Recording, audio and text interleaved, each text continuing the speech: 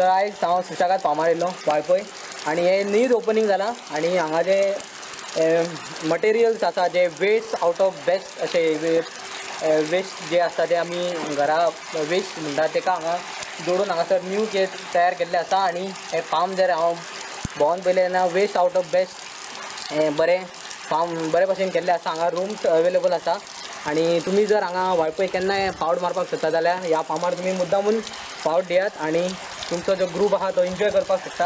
हांगा sitting area आसा plus तुमकां हॉटेल जाय जाल्यार ती फॅसिलिटीज अवेलेबल केल्ली आसा।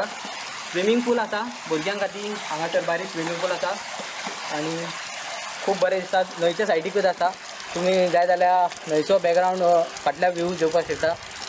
तेच्या भायर किचन्स आसा, 2 किचन्स आसा, परतून आमचे बाथरूम आसा, सगळी फॅसिलिटीज अवेलेबल आसा। तुम्ही मुद्दामून ह्या फार्मार विजीट करात आनी तुमकां जर ग्रूप घेवन येता जाल्यार तुमकां बरो डिस्कावंट मेळटलो। डिस्क्रिप्शनान लिंक सगळे मेळटले तुमकां आनी डिटेल्सूय मेळटले, तुमी कॉन्टॅक्ट करपाक शकता सुशेगाद फार्म।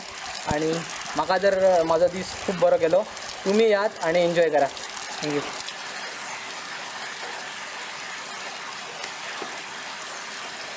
रेडी?